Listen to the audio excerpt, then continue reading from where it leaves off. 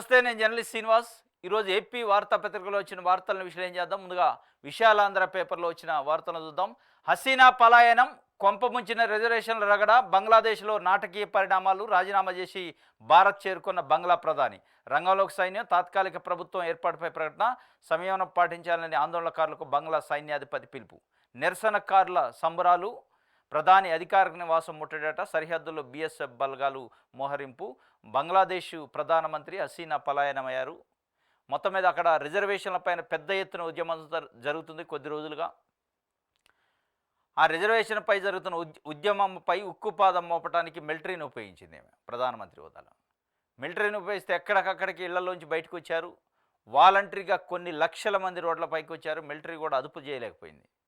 లక్షల మంది అదుపులోకి వచ్చిన తర్వాత మిలిటరీ అదుపు చేయలేని పరిస్థితుల్లో చేతులెత్తేసింది. మూకుమ్మడిగా అధికారిక నివాసం, బంగ్లాదేశ్కి సంబంధించిన ప్రధాని అధికారిక నివాసం పైన, అనేక మంది ప్రభుత్వ కార్యాలయాలపైన, ప్రభుత్వ మంత్రులపైన, అధికారులపైన దాడులు చేయడానికి ఎక్కడికక్కడ కొట్టి కూడా చంపారు కొంతమందిని. ఆ పరిస్థితుల్లో సైన్యం కూడా చేతులెత్తేసింది. మీరు ఇమీడియట్గా పలాయనం కాండి వేరే దేశానికి అంటే లండన్ పోవడానికి ప్రయత్నం చేశారు. కానీ లండన్ను అనుమతించలే. కానీ భారతదేశానికి ఢిల్లీ వచ్చారు నిన్న ప్రత్యేక విమానంలో. మొత్తం కట్టుబట్టలతో వచ్చారు. మరి ఢిల్లీకి రావడానికి ప్రధానమంత్రి నరేంద్ర మోడీ అనుమతించిండా? ఏం జరిగింది? దేనికోసం అనుమతించిండు? మళ్ళీ ఈ జాడ్యం, ఈ జిడ్డు మన దేశానికి ఎందుకు పెట్టుకుంటుండో అర్థం కాదు. కానీ బంగ్లాదేశ్ మనకు పొరుగునే ఉంటుంది. అనేక ఉగ్రవాద కార్యకలాపాలకి బంగ్లాదేశ్, ఇటు పాకిస్తాన్ స్థావరం అవుతుంది. మన భారతదేశానికి సంబంధించిన భద్రతా సమస్య ఆ రెండు దేశాలతోనే ప్రధానంగా ఉంది. మరి అట్లాంటిది మళ్ళీ ఆ దేశ ప్రధాని తీసుకొచ్చి ఇక్కడ పెట్టుకుండు. అక్కడ పెద్ద ఎత్తున నిరసన, ఆ దేశానికి సంబంధించిన పౌరులు పెద్ద ఎత్తున నిరసన వ్యక్తం చేస్తారు. ఆ నిరసన మనం ఎందుకు అంటించుకోవాలి? ఆ నిరసన సంబంధించి అక్కడున్న లా అండ్ ఆర్డర్ తాలూకా సంబంధించి వాళ్ళ యొక్క కోపానికి, అక్కడున్న పౌరుల కోపానికి మనం ఎందుకు బలి కావాలో తెలియదు. కానీ మొత్తానికైతే భారతదేశంలోకి వచ్చింది ఆమె. ఇది ఒక వార్త. ఇంకోటి, R5 జోన్ ఇళ్ల స్థలాలు వెనక్కి అయిపోయాయి. ఒకటి వాలంటీర్లు కట్ చేసిండు, ఇంకోటి పెన్షన్లు ఇంటికి పంపిణీ చేసే వాలంటీర్లు కట్ చేయడంతో పాటు రేషన్ బియ్యం ఇంటికి పంపిణీ చేసేదాన్ని కట్ చేసిండు చంద్రబాబు నాయుడు గారు. ఇప్పుడు R5ని కట్ చేస్తాడట.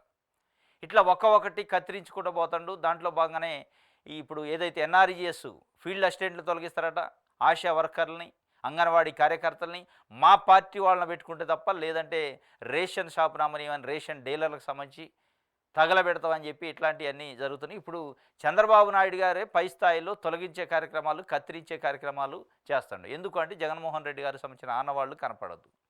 పేద ప్రజలకి జగన్మోహన్ రెడ్డి గారు చేసిన స్కీములు కానీ, ఆయన చేసిన మేలులు కనపడొద్దు అనే ఉద్దేశం తెలియదు. కానీ R5 ఇళ్ల స్థలాలు వెనక్కి తీసుకుంటారట.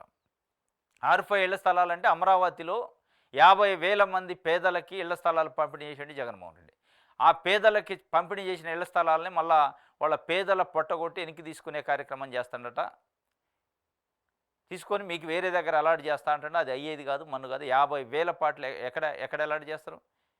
పేద ప్రజలకు ఇచ్చిన 100, 120 గజాల్లో స్థలాన్ని వెనక్కి తీసుకోవడానికి తపన పడుతున్న చంద్రబాబు నాయుడు గారు పెట్టుబడిదారుల కోసం, పెత్తందారుల కోసం, కంపెనీల కోసం, పరిశ్రమల కోసం ప్రభుత్వ భూమిని కొన్ని వేల ఎకరాలు దారాదత్తం చేశారు వీరి పరిపాలనలో. వెనక తీసుకుంటాయి. అనేక వందల వేల ఎకరాలు కంపెనీల పేరుతోని, పెట్టుబడుల పేరుతోని ప్రైవేటు కంపెనీలకి, ప్రైవేటు వ్యక్తులకు కేటాయించారు మీ పరిపాలనలో. అక్కడ ఏ కార్యకలాపాలు జరగట్లే. ఆ ప్రభుత్వ భూమి ప్రైవేటు వ్యక్తుల చేతుల్లోకి వెళ్ళిపోయింది. వాటిని గుంజుకునే ధైర్యం, దమ్ము, సాహసం ఉందా? ఉండదు. కానీ పేద ప్రజల పొట్టగొట్టి, పేద ప్రజలకు ఇచ్చిన 100 గజాల స్థలాన్ని, పేద ప్రజలకి జగన్మోహన్ రెడ్డి గారు ఇచ్చిన 100 గజాల స్థలాన్ని గుంజుకునే సాహసం చేస్తాను. కానీ పెట్టుబడిదారులు, పెత్తందారుల స్థలాన్ని గుంజుకోవడానికి, వాళ్ళకి ఇచ్చిన 1000 ఎకరాలు గుంజుకునే ప్రయత్నం చేయడం ఎందుకు? మీరు పనిచేసేది ఎవరి కోసం? పేద ప్రజల కోసం, పెత్తందారులు, పెట్టుబడిదారుల కోసం. అంటే స్పష్టంగా పెత్తందారులు, పెట్టుబడిదారుల కోసమే అని అర్థమైంది. R5 ఇళ్ల స్థలాలని వెనక్కి తీసుకోవడం అంటే దాని అర్థం అది. దీనిపైన ఉప ముఖ్యమంత్రి పవన్ కళ్యాణ్ గారు కానీ, అంటే పేద ప్రజల కోసమే మనం పనిచేయాలి, పేదలకు సేవ చేయాలి, ప్రజలకు న్యాయం చేయాలి. ఏం న్యాయం చేస్తున్నారు? ఇచ్చిన ఇళ్ల స్థలాలను గుంజుకోవడం న్యాయమా? పేద ప్రజలకి జగన్మోహన్ రెడ్డి ఇచ్చిన 100 గజాల స్థలాలని 50,000 మంది గుంజుకోవటం, వాళ్ళ నోటికాడి కూడిని గుంజుకోవటం న్యాయం అయిద్దా? అది పేద ప్రజలకు సేవ అయిద్దా? కాదు కదా. దీనిపైన పవన్ కళ్యాణ్ కూడా స్పందించే పరిస్థితి. ఇది ఈరోజు చంద్రబాబు నాయుడు గారు చేస్తుంది. ఒక్కొక్కటి కత్తిరించే కార్యక్రమం, వెనక తీసుకునే కార్యక్రమం చేస్తుండు. బ్రాండ్ ఏపీని నిలబెడదాం, ప్రతి నెల 1న పేదల సేవట, ప్రతి నెల 1వ తారీఖున పేదల సేవలు, మిగతా మరి పెద్దల సేవ ఉంటుందేమో. 1వ తారీఖే పేదల సేవ ఉంటుందా? మిగతా 29 రోజులు పెద్దల సేవ, పెట్టుబడిదారుల సేవ ఉంటుందా? 1వ తేదీన పేదల సేవ, మంత్రులు ఎమ్మెల్యేల మాట వినాలి. మంత్రులు ఎమ్మెల్యేల మాట వినాలని మీరు కలెక్టర్లకు, ఎస్పీలకు చెప్పారంటేనే ఇక అది రాజకీయం. పేద ప్రజలకు సేవ, పేద ప్రజలకు సేవ, పేద ప్రజలకు న్యాయం చేయాలని మీరు అంటారు. ఎట్లా చేస్తారు? మంత్రులు ఎమ్మెల్యేల మాట వినాలని అధికారులకు మీరు చెప్పాక మీరు క్రియేటివిటీతో రండి అని చెబుతుంది. వాళ్ళ క్రియేటివిటీ ఎక్కడ పనికి వస్తుంది?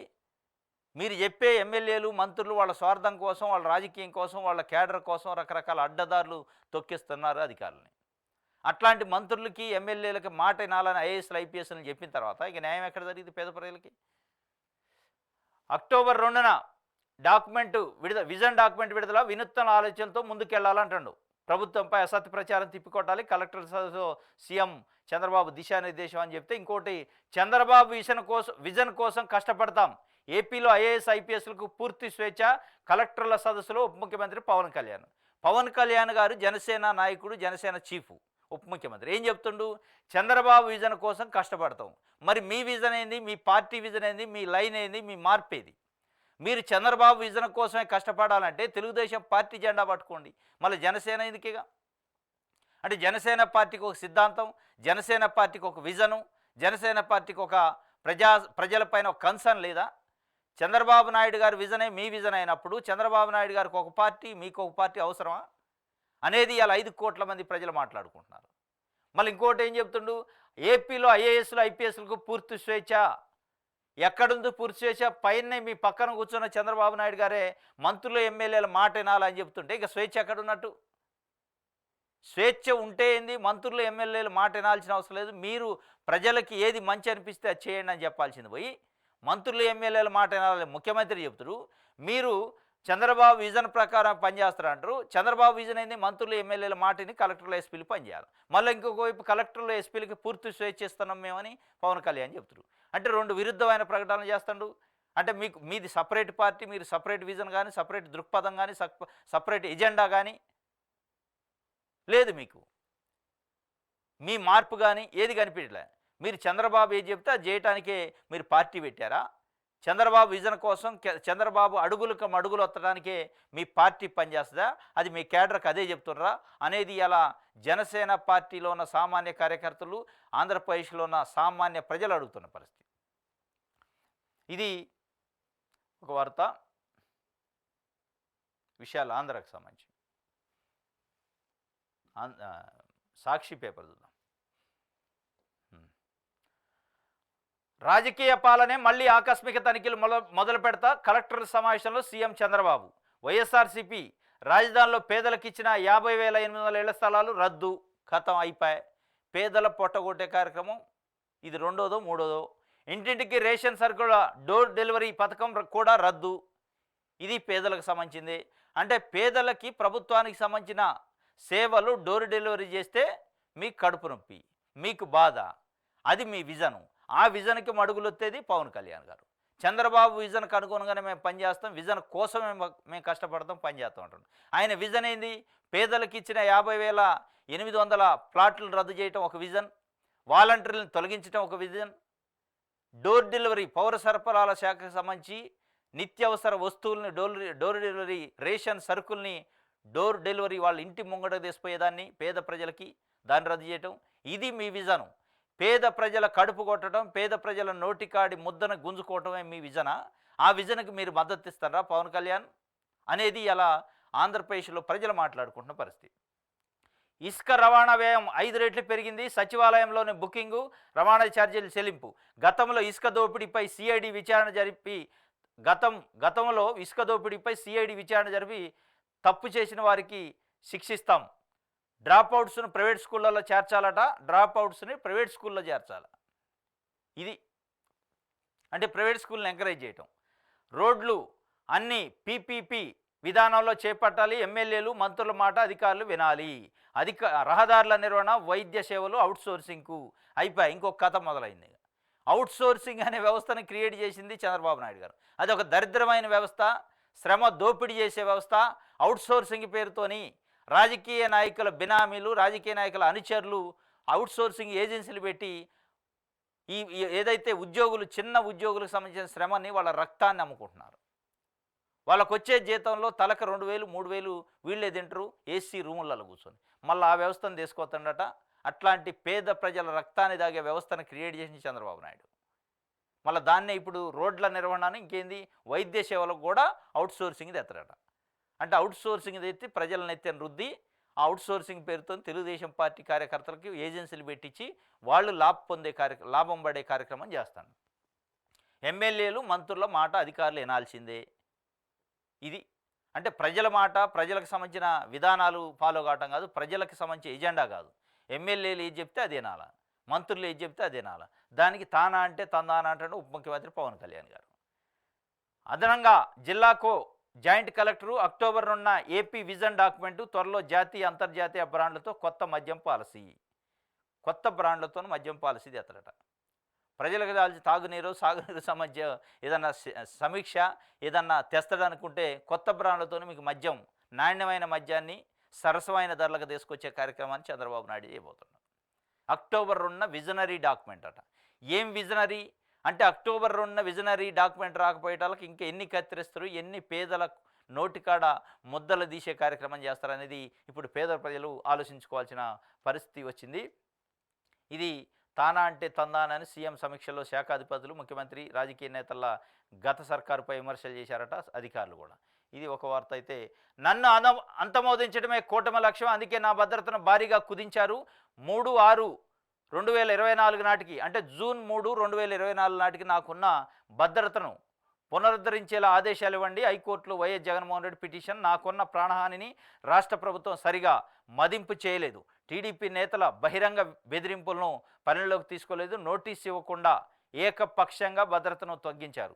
ఇంటి వద్ద, కార్యాలయం వద్ద భద్రతను పూర్తిగా తొలగించారు. దీంతో ప్రస్తుతం నా చుట్టూ 2 భద్రతాధికారులే ఉన్నారు.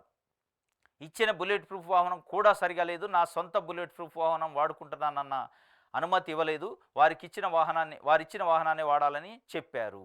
ఇది నన్ను అంతమోదించడానికే కూటమి లక్ష్యంగా పెట్టుకుంది. అందుకే నా భద్రతని వితౌట్ నోటీసు, నా ఒపీనియన్ కానీ, నాకు సంబంధించిన ఆలోచన కానీ తీసుకోకుండా, నాకున్న అభ్యంతరాలను తీసుకోకుండా తొలగించింది అని చెప్పి జగన్మోహన్ రెడ్డి గారు హైకోర్టుకు పోయిండు.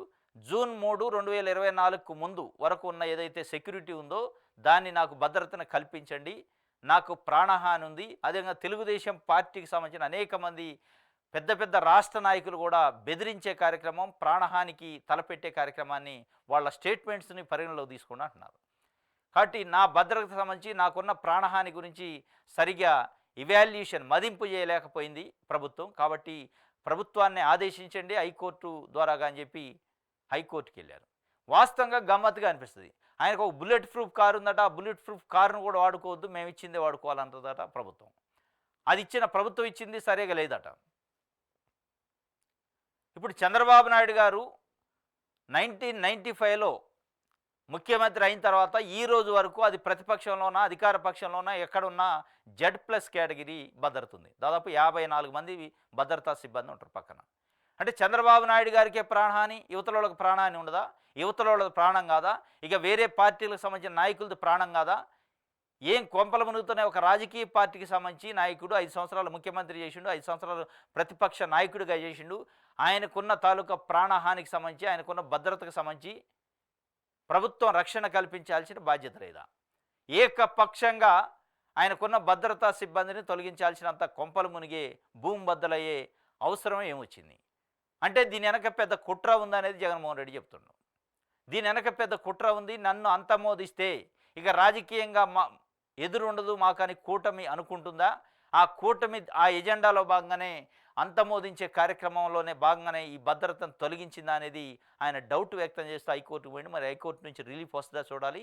ఇప్పుడు ఎందుకంటే ప్రభుత్వం సానుకూలంగా లేదు కాబట్టి న్యాయ వ్యవస్థ దిక్కు, న్యాయ వ్యవస్థ మీద ఆధారపడటం తప్ప ఇంకొకటి లేదు అవకాశం.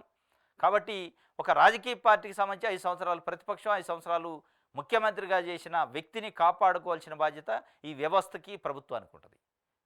మరి కనీసం అది లేకుండా రాజకీయంగా ఆపోజిట్ ఉన్నాడు కాబట్టి, వ్యతిరేకంగా ఉన్నాడు కాబట్టి, వైరుధ్య పార్టీ కాబట్టి దాన్ని అంతమోదిద్దాం, ఆ నాయకుడిని అంతమోదిద్దామనే ఆలోచన ఏమైనా ఉందా తెలియదు. కానీ ఆయన అయితే డైరెక్ట్గా అదే ఆరోపిస్తాడు. కూటమి లక్ష్యం అదే ఉంది. అందుకే నా భద్రతని, నా ఒపీనియన్ కూడా తీసుకోకుండా, నా ఎవరైనా తీసుకోకుండా తొలగించారు అని హైకోర్టుకు పోయిండు. దానికి సంబంధించి ఒక వార్త. సర్కారు తీరుపై చిరుద్యోగుల కన్నర్రా, అక్రమ తొలగింపులు, రాజకీయ వేధింపులపై రాష్ట్ర వ్యాప్తంగా నిరసనలు, కలెక్టరేట్ల వద్ద ధర్నాలు నిర్వహించి గళమెత్తిన చిరుద్యోగులు, బలవంతంగా తొలగించిన ఉద్యోగులను విధిలోకి తీసుకోవాలని అల్టిమేటం, నాయకుల తీరు మారకపోతే ఉద్యమాన్ని తీవ్రతరం చేస్తామని హెచ్చరిక. రాష్ట్ర ప్రభుత్వం తీరుపై చిరుద్యోగులు కన్నెర చేశారు. వివిధ ప్రభుత్వ శాఖలకు చెందిన స్కీమ్ వర్కర్లు, కార్మికులు రాష్ట్రంలోని అన్ని జిల్లా కేంద్రాల్లో కదము తొక్కారు. చిరుద్యోగులపై అధికార పార్టీ నాయకుల వేధింపులు తక్షణమే మానుకోవాలని, బలవంతంగా తొలగించిన ఉద్యోగులను వెంటనే విధుల్లో చేర్చుకోవాలని నినాదాలు ఎక్కడికక్కడ మారుమయ్యాయి. వారి ఆందోళనతో రాష్ట్రం అట్టుడికింది అని చెప్పి ఒక వార్తని ఇచ్చారు. ఇది రాష్ట్రంలో చిరుద్యోగులు కన్నెర చేశారు ప్రభుత్వం పైన. చిరుద్యోగులు మీన్స్ అంగన్వాడీ కార్యకర్తలు, ఆశా వర్కర్లు, రేషన్ డీలర్లు, వాలంటీర్లు, ఇట్లాంటి చిన్న చిన్న రెక్కాడితే కానీ డొక్కాడనే ఉద్యోగులు ఎవరైతే ఉంటారో వాళ్ళు గ్రామాన్ని అడ్డు పెట్టుకొని గ్రామ ప్రజలకే సేవ చేస్తూ ఉండే వాళ్ళని తెలుగుదేశం పార్టీ కూటమి నాయకులు మా పార్టీ వాళ్ళని పెట్టుకోవాలి కాబట్టి వాళ్ళని తొలగించిండని అధికారులపైన ఒత్తిడి తెచ్చి విచక్షణారహితంగా తొలగించే కార్యక్రమం చేస్తున్నారు.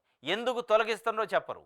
తొలగించి వాళ్ళ పార్టీ నాయకులను పెట్టుకునే కార్యక్రమం చేస్తున్నారని మొత్తానికి అయితే రోడ్లపైకి వచ్చారు. ఎక్కడికక్కడికి కలెక్టరేట్ల ముందు ధర్నాలు చేశారు చిరుద్యోగులు. పాపం వాళ్ళ ఆవేదన వినేటోడు లేడు, వాళ్ళని పట్టించుకునేటోడు లేడు. ఏంటి ఇదంటే మొత్తానికి తెలుగుదేశం పార్టీ నాయకులు వాళ్ళ కార్యకర్తలను అందులో పెట్టాలనే ఇది. అక్రమ తొలగింపులు, రాజకీయ వేధింపులపై రాష్ట్ర వ్యాప్తంగా నిరసనట. ఖాళీ ప్లేట్లతో కూడా నిరసన. మా ఉద్యోగం మమ్మల్ని చేసుకోనివ్వండి అని చెప్పి కూడా అడుగుతున్న పరిస్థితి. ఇది మొత్తానికి జరిగింది. ఎవరెవరు బలవంతంగా తొలగింపులు, రాజకీయ వేధింపులకు నిరసనగా ఐకేపీ, వివోఏలు, మధ్యాహ్న భోజన పథకం, పారిశుద్ధ్య కార్మికులు, ఉపాధి హామీ, ఫీల్డ్ అసిస్టెంట్లు, అంగన్వాడీ ఆశా కార్యకర్తలతో పాటు వివిధ రంగాలకు చెందిన చిరుద్యోగులు రాష్ట్ర వ్యాప్తంగా సోమవారం నిరసన వ్యక్తం. చిన్న వాళ్ళు మధ్యాహ్న భోజనం ఉండేవాళ్ళట, ఆశా వర్కర్లట, ఫీల్డ్ అసిస్టెంట్లు, అంగన్వాడీ కార్యకర్తలు, పారిశుద్ధ్య కార్మికులు, వీళ్ళ ఐకేపీలు, డాక్రా వివోలు, వీళ్లపైన మీ కక్ష సాధింపు, వీళ్ల ప్లేస్లో తెలుగుదేశం పార్టీ నాయకులను పెట్టాలనే ప్రయత్నం. మరి ఒకవైపు పేదలకు సేవ చేయటమే మన లక్ష్యం, ప్రతి నెల 1వ తారీఖు పేదలకు సేవ చేయటమే మన లక్ష్యం అంటారు. ప్రతి నెల 1వ తారీఖు వీళ్ళు పేదలు కాదా? వీళ్ళు ఏమైనా పెత్తందారుల, పెట్టుబడిదారుల, చిన్న పేద వర్గాల నుంచి వచ్చిన వాళ్ళ పొట్టగొట్టి వాళ్ళని తొలగించి మీరు ఇంకొక వైపు పేదలకు సేవ చేయాలి, ప్రతి నెల 1వ తారీఖు పేదల కోసమే అంకితం అని చెప్తున్నారు. ఇది పేదల కోసం అంకితం ఎట్లయింది? ఎక్కడికక్కడ గ్రామాల్లో తెలుగుదేశం పార్టీ నాయకులు చిన్న వాళ్ళని తొలగించే కార్యక్రమం చేస్తున్నారని ఆ చిరుద్యోగులు అయితే కన్నెర్ర చేసిన పరిస్థితి. ఇది ఒక వార్త.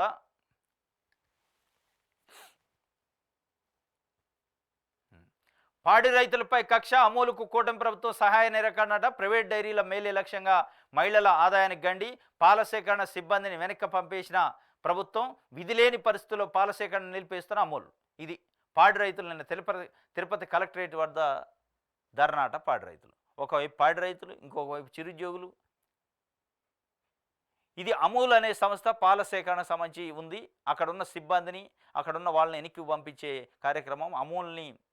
అమూల్ సంస్థని ఇక్కడ వ్యాపారం చేసుకోకుండా నిర్వీర్యం చేసే కార్యక్రమం చేస్తున్నారు. అది ప్రభుత్వానికి సంబంధించింది. ఆ అమూల్ సంస్థకే ఈ పాడి రైతులు మొత్తం పాలు పోస్తూ ఉంటారు. వాళ్ళని నిర్వీర్యం చేసి, అమూల్ సంస్థను నిర్వీర్యం చేసి ఆ ప్లేస్లో తెలుగుదేశం పార్టీకి సంబంధించిన డైరీ ఫార్మ్స్ ఉన్న నాయకుల ప్రైవేట్ డైరీ ఫార్మ్స్ని ఎంకరేజ్ చేసే కార్యక్రమం చేస్తాడు చంద్రబాబు నాయుడు గారు. ఇది ఒక రకంగా మళ్ళీ పాడి రైతుల పొట్టగొట్టే కార్యక్రమం. ఎందుకంటే ప్రైవేట్ వ్యక్తులు, ప్రైవేట్ కంపెనీలు అంటే వాళ్ళు ఇష్టం వచ్చినట్టు దోపిడీ, ఇష్టం వచ్చినట్టు ధరలు పెడతారు. ఒక నిర్దిష్టత ఉండదు. తక్కువ ధరలకు పాడి రైతుల దగ్గర కొని పెద్ద ఎత్తున లాభాలు గడించి వ్యాపారం చేయడానికి వాళ్ళు చూస్తారు తప్ప రైతుల మేలు చూడరు. ఇప్పుడు దాన్ని ఎంకరేజ్ చేస్తాడు. వాళ్ళకి కావాల్సింది ప్రైవేటు పాల కంపెనీలను ఎంకరేజ్ చేయడం చంద్రబాబు నాయుడు గారి లక్ష్యం. ప్రైవేటు పాల కంపెనీల పేర్లతోనూ వాళ్ళ బినామీలు, వాళ్ళకి సంబంధించిన నాయకులు, వాళ్ళ అనుచరులు వ్యాపారాలు చేసుకునే అవకాశాన్ని కల్పించడానికే ఈ కూటమి ప్రభుత్వాన్ని తీసుకొచ్చారా? అనేది ఇలా ప్రజలు మాట్లాడుకునేది. పేద ప్రజలకు సేవ చేస్తారో, ఏదో సంస్కరిస్తారో, ఏదో పునర్నిర్మాణం చేస్తారంటే, ఏపీని అభివృద్ధి చేస్తారంటే తీసుకొస్తే ఆయన అనుచరులు, ఆయన చుట్టూ ఉన్న వాళ్ళ కోసమే పనిచేస్తున్నట్టు అనిపిస్తుంది అనేది ఇలా రైతులు కూడా ఆవేదన వ్యక్తం చేస్తున్న పరిస్థితి. ఇది సాక్షికి సంబంధించి దిశ పేపర్ చూద్దాం. ఏపీ పునర్నిర్మాణానికి P4 పాలసీ అట అయిపోయా, కొత్తది తీసుకొచ్చిండు P4 పాలసీ అట. దేనికి P4? ఎవరి పీలు? 4 పీలు అట. ఏం పీలు? Public, private, peoples, partnership. Public, private లేకుండా చంద్రబాబు నాయుడు గారికి నిద్రపడదు. ప్రైవేట్ వాడిని ప్రతి దాంట్లో ఇంక్లూడ్ చేయాలి. అవుట్ సోర్సింగ్గా ఇంకోట పాలసీకరణ, చదువు చెప్పే కారణ, ప్రైవేట్ హాస్పిటల్స్ కానీ ప్రైవేట్ని తీసుకొస్తేనే ఆయనకి నిద్రపట్టిద్ది, ఆయనకి మనశ్శాంతి ఉంటుంది. ఆ ప్రైవేటు వ్యక్తులని, ప్రైవేటు వ్యాపారులని ప్రజల నెత్తిన రుద్ది ప్రజల రక్తాన్ని తాగితేనే ఆయనకి సంతోషంగా ఉంటుందో తెలియదు. కానీ మొత్తానికి 4 పీలు కలిపెట్టిండు. ఆ 4 పీల్లో ఒకటి పబ్లిక్ అట, ఒకటి ప్రైవేట్ అట, ఒకటి పీపుల్స్ అట. పబ్లిక్ ఎవరు? పీపుల్స్ ఎవరు? మళ్ళీ పబ్లిక్ ఏంది, పీపుల్స్ ఏంది? ఈ పీపుల్స్ అంటే ఎవరు వస్తారు ఈ పీపుల్స్ పేరుతోని? అంటే పబ్లిక్ అంటేనేం ప్రభుత్వము, ప్రైవేట్ అంటేనేం ప్రైవేటు, మళ్ళీ పీపుల్స్ పేరుతోనూ కూడా పెద్ద పెద్ద బడా వ్యక్తులు ఎవరైతే ఉంటారో వాళ్ళు ఆ పీపుల్స్ పేరుతోనే అందులో జొరబడి రోడ్లు వేసినా, బిల్డింగ్ వేసినా, ఇంకోటి కట్టినా ట్యాక్సులు వసూలు చేసే కార్యక్రమం వాళ్ళ చేతికి ఎత్తారు. టోల్ ట్యాక్సులు, టోల్ గేట్లు ఫీజులు ఇవన్నీ కూడా వాళ్ళ చేతికి అప్పచెబుతారు. ఆ పీపుల్స్ అనే పేరుతోనే తెలుగుదేశం పార్టీ నాయకులు, అనుచరులు వాళ్ళు చొరబడే కార్యక్రమం ప్రభుత్వ యంత్రాంగంలోకి, ప్రభుత్వ పనులలోకి ఇది ఒక కార్యక్రమం. ఈ P4 లేదంటే ఈ P4 ఎక్కడి నుంచి వద్ది? ఏ పేద ప్రజలు మీరనే దాంట్లో ఇన్వెస్ట్మెంట్ పెట్టే శక్తి ఉంటుంది, బడా బాబులకు ఉంటుంది. ఆ బడా బాబుల్ని మళ్ళా ఇంకా బడా బాబులను చేసే కార్యక్రమం కోసం P4లో ఒక పీపుల్స్ అన్నాం. ఆ పీపుల్స్ అంటే నిజంగా సామాన్య ప్రజలు ఉండాలి. కానీ సామాన్య ప్రజలు ఉండే పరిస్థితి ఉంటుందా? వేల కోట్లు పెట్టి రోడ్లు నిర్మాణం చేసే శక్తి సామాన్య ప్రజలకు ఉంటుందా? అందులో పెట్టుబడి పెట్టే శక్తి ఉంటుందా? ఆ పెట్టుబడి పెట్టే శక్తి ఎవరికి ఉంటుంది? బడా బాబులకు ఉంటుంది. ఆ బడా బాబులు ఇష్టం వచ్చినట్టు ప్రజలపైన పన్నులు వేస్తారు, టోల్ గేట్లు వేస్తారు. రేపు ఇక దానికి ఒక లైసెన్స్ ఇస్తాడు P4 పేరుతో. అందరిలో జవాబుదారితనం ఉండాలి. జవాబుదారితనం తప్పనిసరి. కలెక్టర్ల సమావేశంలో చంద్రబాబు నాయుడు గారు అందరిలో కూడా అకౌంటబిలిటీ ఉండాలట, జవాబుదారితనం అని చెప్తుండు. మరి ఆ జవాబుదారితనం ముఖ్యమంత్రి గారు, ఉప ముఖ్యమంత్రి గారు, మంత్రులలో కూడా ఉండాలి. మీరు ఒకవైపు ఎమ్మెల్యేలు, మంత్రులు చెప్పింది మీరు వినాల్సిందే అనుకుంటా ఇంకా జవాబుదారితనం ఉండాలంటే ఎక్కడి నుంచి ఉంటుంది? ఆరోగ్యానంద ఆంధ్ర కలెక్టర్ సమావేశాలు వికసిత్ ఆంధ్రప్రదేశ్ 2047 విజన్ డాక్యుమెంట్ ప్రకటించిన ప్రభుత్వం. అక్టోబర్ 2న విడుదల చేయనున్న CM Chandrababu happy healthy AP లక్ష్యం అమలుకు ప్రణాళికలో అందరి సలహాలు, సూచనలకు ఆహ్వానం. ఆరోగ్యానంద ఆంధ్ర. ఆరోగ్యానందం పేద ప్రజలకు ఉంటుందా, పెద్దలకు ఉంటుందా? ఆరోగ్యానందం పేద ప్రజలకా, పెట్టుబడిదారులకా అనేది ఇక్కడ పెద్ద క్వశ్చన్. ఎస్, ఆరోగ్యానంద ఆంధ్రప్రదేశ్ మీకు ఆరోగ్యానంద ఆంధ్ర కోసమే పాటుపడతారు. కానీ ఆ ఆరోగ్యానంద ఆంధ్రాలో ఎవరు బాగుపడతారు? పేద ప్రజల, పెత్తందారుల, పెట్టుబడిదారుల? అంటే పేద ప్రజలు కాదు, పెత్తందారులు, పెట్టుబడిదారులు అనే విధంగానే మీ ఆలోచన, మీ వ్యవహారం, మీ నడవడిక, మీ పనులు ఉన్నాయి. ఎందుకంటే దాంట్లో భాగంగానే 50,800 మందికి జగన్మోహన్ రెడ్డి పేద ప్రజలకు ఇచ్చిన ప్లాట్లను రద్దు చేస్తున్నారు, పేద ప్రజలకు ఇచ్చిన వాలంటరీ వ్యవస్థను రద్దు చేస్తున్నారు, పేద ప్రజలకు ఇచ్చిన రేషన్ డీలర్ని రద్దు చేస్తున్నారు, పేద ప్రజలు ఉన్న అంగన్వాడీలు, ఆశా కార్యకర్తలు, వివోలు, పారిశుద్ధ్య కార్మికులు, ఫీల్డ్ అసిస్టెంట్లు వీళ్ళందరినీ తొలగించే కార్యక్రమం. అంటే ఇది మరి ఆరోగ్య ఆనంద ఆంధ్రప్రదేశ్ ఎవరి కోసం అంటే పెట్టుబడిదారుల కోసం. ఇది ఒక వార్త. సచివాలయాల్లో ఇసుక బుకింగ్ అట. వినియోగదారుడు అక్కడే డబ్బులు చెల్లించాలి. రీచ్ నుంచి బయటకు ఇంటికి తీసుకెళ్లేందుకు రవాణా ఛార్జీలు చెల్లింపు అక్కడే. ఇసుక సామాన్యుడి హక్కు. గత ప్రభుత్వంలో అక్రమాలపై సిబిసిఐడి దర్యాప్తు చేస్తాం ముఖ్యమంత్రి చంద్రబాబు నాయుడు గారు. సచివాలయంలో ఇసుక బుకింగ్ అటగా మళ్ళీ అక్కడికి వచ్చింది సీను, సచివాలయానికి వచ్చింది. ఇసుక రీచ్ల నుంచి సచివాలయానికి వచ్చింది. ఈ సచివాలయాల్లో ఏమంటుండే ఇసుక సామాన్యుడి హక్కే. ఎస్, సామాన్యుడి హక్కే. కానీ ఎవరి హక్కు అయింది? తెలుగుదేశం పార్టీ నాయకులు, కార్యకర్తల హక్కు అయిపోయింది. ఇలా తెలుగుదేశం పార్టీ కార్యకర్తలు, నాయకులు ఇసుకని కృత్రిమంగా కొరత సృష్టించి వాళ్ళు డంపులలో దాచిపెట్టుకొని అమ్మే కార్యక్రమం చేస్తున్నారు ఈ ఉచితం పేరుతోని. తెలుగుదేశం పార్టీ నాయకుల దగ్గరికి వెళ్తుంది ఇసుక. అక్కడ నుంచి వాళ్ళు వ్యాపారం చేసుకునే పరిస్థితికి వచ్చింది. ఇది ఉచిత ఇసుక పాలసీలో అనేక లోపాలు ఉన్నాయనేది రాష్ట్ర వ్యాప్తంగా పెద్ద ఎత్తున చర్చ జరుగుతుంది. ఇంకోటి, జ్యోతిని క్షేమంగా తెస్తాం, ఉపాధి కోసం వెళ్ళి అబుదాబీలో ఇక్కట్లు పడుతున్న కోనసీమ జిల్లా మహిళ, ఆమెను తీసుకొచ్చే బాధ్యత తీసుకుంటానన్న మంత్రి లోకేష్. మంత్రి నారా లోకేష్ గారు కువైట్ బాధితుల్ని, లేదా దుబాయ్ అంటే సౌదీ బాధితుల్ని ఇద్దరు కాపాడండి. ఇప్పుడు అబుదాబీలో ఒక మహిళ చిక్కుందట, ఆంధ్రప్రదేశ్ కోనసీమకు సంబంధించి, ఆమెను కూడా కాపాడే బాధ్యతను తీసుకుంటున్నట్టు ఒక మంచి పని అయితే చేస్తాడు. దీంట్లో మెచ్చుకోవాలి దీంట్లో. ఎందుకంటే అక్కడ అనేక రకాల అసలు ప్రాణాలు ఉంటాయా పోతాయా తెలవని పరిస్థితుల్లో ఉన్న కువైట్ శివ అనే బాధితుడిని తీసుకొచ్చిండు. దాని తర్వాత సౌదీలో ఉన్న ఇంకో బాధితుని కూడా తీసుకొచ్చిండు. ఆయన ఇనిషియేటివ్ తీసుకొని రోజులలో ఎక్కువ టైం కూడా తీసుకోకుండా ఇప్పుడు ఒక మహిళ అక్కడ చిక్కుందట, ఆయనకి ఇన్ఫర్మేషన్ వచ్చింది. మొత్తానికైతే ఒక మంచి కార్యక్రమం చేసిండు, చేస్తాను కూడా. విశాఖలో ఉచిత ఇసుక బాగా ఖరీదే, తవ్వకం రవాణా పనులు కలిపి తడిసి మోపెడు, అయినా ఇసుక దొరక్క విశాఖ బిల్డర్ల ఇబ్బందులు, ఒడిశా ఇసుకతో తీరుతున్న అవసరాలు. ఇది మన ఉచిత ఇసుక పాలసీ వ్యవహారం. విశాఖలో ఇసుక చాలా ఖరీదట, ఒడిశా ఇసుక పైన ఆధారపడుతున్న అవసరాలు తీర్చుకుంటున్న బిల్డర్లట. విశాఖపట్నంలో చాలా ఖరీదు అయిపోయిందట. ఇది ఎక్కడంటే విశాఖ జిల్లాలో ఉచిత ఇసుక బాగా ఖరీదైపోయింది. అగనంపూడి, భీమిలి డిపోల నుంచి విశాఖ నగరంలోని బిల్డర్లు తెచ్చుకుంటున్న 12 టన్నుల ఇసుక లారీ 18,000 రూపాయలు అయిపోతున్నాడు. 18,000 రూపాయలు పెట్టి కొనుక్కుంటే దాన్ని ఉచితం అంటారు ఎవడన్నా? దాన్ని ఉచిత ఇసుక అనాలనా అంటారా ఎవడన్నా? 18,000 అట ఒక 12 టన్నుల ఇసుక. ఇది ఉచితం అని చెప్పాలో, మనం నమ్మాలి, మనం దాన్ని ఫాలో కావాలి. ప్రభుత్వం నిర్ణయించిన ధరే టన్ను 1076 ఉండటంతో డిపోల నుంచి రవాణా ఛార్జీలు అదనంగా చెల్లించుకోవాల్సి వస్తుంది. ఇది ఇప్పుడు విశాఖలోని భవన నిర్మాణదారులకు భారంగా తయారైంది. ప్రభుత్వ ఇసుక కంటే ఒడిశా ఇసుకే బెటర్ అట. ప్రభుత్వం మారిన తర్వాత కూడా ఇసుక కష్టాలు తీరకపోవడం, భారం తగ్గకపోవడంతో పెద్ద బిల్డర్లు గతంలో మాదిరిగానే బయట వ్యక్తుల నుంచి ఇసుకను కొనుగోలు చేయాల్సిన వస్తుంది. ఒడిశా నుంచి వచ్చే ఇసుక విరివిగా విశాఖ నగర శివారు ప్రాంతాల్లో లభ్యమవుతుంది. వీరైతే తమకు కావలసినంత ఇసుక సరఫరా చేయగలరన్న ఉద్దేశంతో బిల్డర్లు వారినే సంప్రదించి ఇసుక అవసరాలు తీర్చుకుంటున్నారు. నిఘా కూడా పెద్దగా లేకపోవడంతో విశాఖ బిల్డర్లకు ప్రభుత్వం సరఫరా చేసే ఇసుక కంటే ఒడిశా నుంచి అక్రమంగా వచ్చే ఇసుకే చౌకగా అవసరాలు తీర్చే విధంగా అందుబాటులో ఉంటుంది. ఇది 40 టన్నుల లారీతో వ్యాపారం చేస్తున్నారట. 40 టన్నుల లారీలు పెట్టి తెలుగుదేశం పార్టీ సంబంధించిన కార్యకర్తల నాయకులు అక్కడ అట్లా ఉచితంగా దాంట్లో నింపుకొని పేద ప్రజలను చిన్న చిన్న బండ్లు, ట్రాక్టర్లు పట్టపోతారు. దాంట్లో ఒక 2 టన్నులు పడుతుంది, 3 టన్నులు పడుతుంది. కానీ 40 టన్నులు పెద్ద పెద్ద టర్బోలు పెట్టి నింపుకొని తీసుకొచ్చి ఒక డంపులు పెట్టుకొని మళ్ళీ అమ్మే కార్యక్రమం, వ్యాపారం చేస్తున్నారట తెలుగుదేశం పార్టీ. మొత్తానికైతే విశాఖలో ఉచిత ఇసుక బాగా ఖరీదైందట.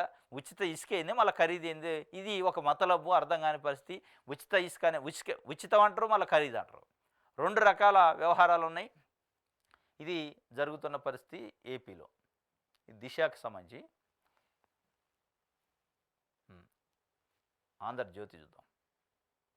కల్లోల బంగ్లా, ప్రధాని షేక్ హసీనా రాజీనామా, పార్లమెంట్ రద్దు, ఖలీదా జియా విడుదల, బంగ్లా ప్రధాని నివాసం సుప్రీంకోర్టు, పార్లమెంట్లో విధ్వంసం, భారత్ అప్రమత్తమైందట. మొత్తానికి బంగ్లాదేశ్లో కల్లోల బంగ్లాదేశ్ అయిపోయింది. ఆమె నిన్న రాజీనామా చేసి అక్కడ నుంచి హుటాహుటిన ఇక్కడికే వచ్చింది, ఢిల్లీకి. హసీనాను జాతిని ఉద్దేశించి ప్రసంగించిన ఆర్మీ, ఆగమేఘాల మీద భారత్కు కట్టుదిట్టమైన భద్రత, తమ వద్దకు రావద్దన్న బ్రిటన్. కొన్నాళ్ళు భారత్లోనే బంగ్లాదేశ్ ఆర్మీ చీఫ్ జమా నేతృత్వంలో కొత్త సర్కారు, ఆందోళన విరమించాలని ఉద్యమకారులకు పిలుపు, బంగ్లాదేశ్కు విమానాలు, రైలు రాకపోకల బంద్, అమ్మ మళ్ళీ రాజకీయాల్లోకి రారు అని హసీనా కుమారుడు చెబుతుండో ప్రధాని మోదీకి పరిణామాలను వివరించిన జయశంకర్ అట. మొత్తానికైతే బ్రిటన్ వాళ్ళు వద్దన్నాడు, తమ వద్దకు రావద్దని బ్రిటన్ చెప్పింది, కానీ భారతదేశానికి అయితే వచ్చింది. ఇది మొత్తానికైతే ఆమెని అసలు జాతిని ఉద్దేశించి ప్రసంగించడానికి కూడా ఒప్పుకోలేదట ఆర్మీ మిలిటరీ. ఎందుకంటే జాతిని ఉద్దేశించి మీరు ప్రసంగించే లోపే మొత్తం బంగ్లా పైన దాడి జరిగే అవకాశం ఉంది, అధికారిక నివాసం ధ్వంసం చేసే అవకాశం ఉంది. కాబట్టి మీరు ఇమీడియట్గా వెళ్ళిపోండి అన్నారు. మొత్తం ప్రధాని అధికార నివాసం పైన ఎక్కడికక్కడ వేల మంది ప్రజలు చొరబడ్డారు, పైకి ఎక్కారు, మొత్తం ఎక్కడికక్కడికి ఫర్నిచరు ఇది ఎత్తపోయారట, ధ్వంసం చేశారు. అంటే ప్రజల ఆగ్రహం అట్లా ఉంది. హీరో అతని తండ్రిని కూడా హత్య చేశారట, కొట్టి చంపారు. అక్కడ సినిమా హీరోని ఆయన తండ్రిని కూడా ఏదో బంగ్లాలో ఉంటే బంగ్లా పైన దాడి చేసి ధ్వంసం చేయడానికి పోతే వాళ్ళు తుపాకీతోనే అడ్డుకోబోయారట. పిస్టల్ పెట్టి కాలవబోయేటాలకు కొన్ని వేల మంది ఉన్నారు. ఆ పిస్టల్ ఏం చేస్తే మొత్తం పోయి మీద పడ్డారు, చంపేశారు. అట్లా జరుగుతున్న పరిస్థితి. ఇది ఒక వార్త. పేదల సేవలో పేదరిక నిర్మూలనే లక్ష్యంగా ప్రభుత్వం ఉంది. అధికార దర్పానికి దూరంగా ప్రజలకు దగ్గరగా కలెక్టర్ల సదస్సులో ముఖ్యమంత్రి మార్గనిర్దేశం. ఇది పేదల పరిస్థితిని అర్థం చేసుకోండి, మానవీయ దృక్పథంతో పనిచేయండి, వినూత్న ఆలోచనలతో ముందుకు రండి, ప్రజలు గుర్తుంచుకునేలా పనిచేయండి. ప్రతి నెల 10వ తేదీన పేదల సేవలో ప్రజల జీవితాన్ని మార్చేది పబ్లిక్ పాలసీ. అక్టోబర్ 2న రాష్ట్ర స్థాయి విజన్ డాక్యుమెంట్ జిల్లా స్థాయిలో మీరు రూపొందించండి. పేదరికం లేని సమాజమే మా ప్రభుత్వ నిర్దిష్టమైన ఆలోచన. పేదల పరిస్థితిని అర్థం చేసుకుంటేనే సరిగా పని చేయగలుగుతాం. ఏం చేస్తే పేదరికం పోతుందో కలెక్టర్ ఆలోచించాలి. సమాజంలో టాప్ 10% డబ్బులు సంపాదించిన వారు చిట్ట చివరి 20% వారిని దత్తత తీసుకొని వారిని తీర్చిదిద్దే బాధ్యత ఇవ్వబోతున్నాం అని చెప్పి ఆయన చెప్తాడు. పేదల సేవలో పేదరిక నిర్మూలన లక్ష్యంగా ప్రభుత్వం ఉండాలట. పేదల పరిస్థితిని అర్థం చేసుకోవాలని చంద్రబాబు నాయుడు గారు చెప్తుండ్రు. ఆంధ్రజ్యోతి రాసింది. ఎక్కడ పేదల పరిస్థితిని అర్థం చేసుకుంటే అంగన్వాడీ కార్యకర్తలు, పారిశుద్ధ్య కార్మికులు, ఫీల్డ్ అసిస్టెంట్లు, ఆశా వర్కర్లు, వాలంటీర్లని తొలగించే కార్యక్రమం చేస్తానంటే మీరు పేదలను ఏం అర్థం చేసుకుంటారు? మీరు కలెక్టర్లకు మీరు చెప్తున్నారు అర్థం చేసుకోవాలి, పేదల సేవలో మనం ఉండాలని. వీళ్ళు పేదోళ్ళు కాదా? వీళ్ళ బతుకుల మీద దాడి చేయట్లేదా? R5 పేరుతోని అమరావతిలో ఇచ్చిన 50,800 ప్లాట్లు జగన్మోహన్ రెడ్డి ఇస్తే పేద ప్రజలకి వాటిని గుంజుకోవటం ఏమంటారు? ఇది పేదల పరిస్థితిని అర్థం చేసుకోవడం అంటారా? పేదల పైన పేదలు పొట్టగొట్టడం అంటారా? ఇది మీరు ముందు అర్థం చేసుకోవాలా అనేది ఇవాళ పేద ప్రజలు మాట్లాడుకుంటున్న పరిస్థితి. మీరు అర్థం చేసుకోవాలి. ముఖ్యమంత్రిగా మీరు అర్థం చేసుకొని కలెక్టర్లు చెప్తే అర్థం ఉంటుంది. మీరు చెప్పేది ఒకటి, చేసేది ఒకటి ఉంది. చెప్పేయేమో నీతులు, చేసేదేమో ఏదో అంటారు కదా, అది చేస్తాడు. మొత్తానికైతే ఆంధ్రజ్యోతి పత్రిక ఇక దాన్ని ఒక పెద్ద అద్భుతంగా చూపించడానికి ప్రయత్నం చేసింది. అధికార దర్పానికి దూరంగా ప్రజలకు దగ్గరగా ఉండాలట. ఎక్కడ అధికార దర్పానికి దూరంగా ఉన్నారు? ప్రజలకు దగ్గర అవుతుండ్రు. ప్రజలకు దూరం అవుతుండ్రు, అధికారానికి దగ్గర అవుతుండ్రు. కాబట్టే పేద ప్రజలకు పొట్టగొట్టుతుండ్రు. రేషన్ డీలర్లను తొలగిస్తారు, ఫీల్డ్ అసిస్టెంట్లను తొలగిస్తారు, డ్వాక్రాకు సంబంధించి ఈవోలను తొలగిస్తారు, పారిశుద్ధ్య కార్మికులను తొలగిస్తారు. ఇది చేసుకుంటూ మేము పేదల ఆలోచన చేస్తున్నాం, పేదరికాన్ని నిర్మూలన. ఏడ పేదరికం నిర్మూలన అయింది? పెత్తందారులు పెట్టుబడుల కోసం మీరు తాతాపడుతుంటే పేదరికం నిర్మూలన ఎట్లయింది? ప్రజలకు న్యాయం చేయాలి. కూటమికి 93% స్ట్రైక్ రేట్ ఇచ్చారు. గత ప్రభుత్వం వ్యవస్థలను ఛిద్రం చేసింది, వాటిని కాపాడడానికి దెబ్బతిన్నాం. వాటిని కాపాడడానికి దెబ్బలు కూడా తినడట. చక్కదిద్దాలని ప్రజలు కూటమిని ఆశీర్వదించారు. సుపరిపాలనకు సిద్ధం, సహకరించండి.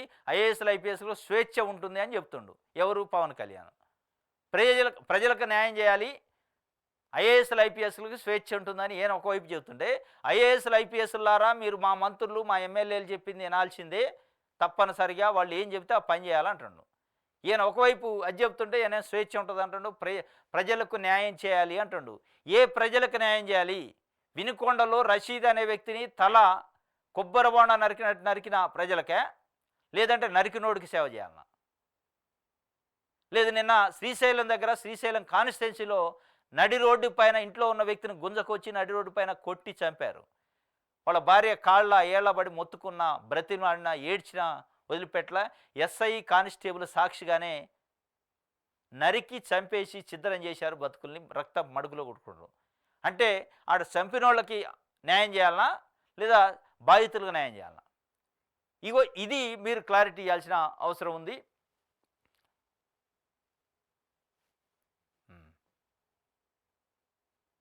ఇది ఆంధ్రజ్యోతికి సంబంధించి. ఇది ఈరోజు ఏపీ వార్తాపత్రికలో వచ్చిన వార్తలకు సంబంధించిన విశ్లేషణ. రేపు తాజా వార్తలతో తిరిగి కలుసుకుందాం. Thank you.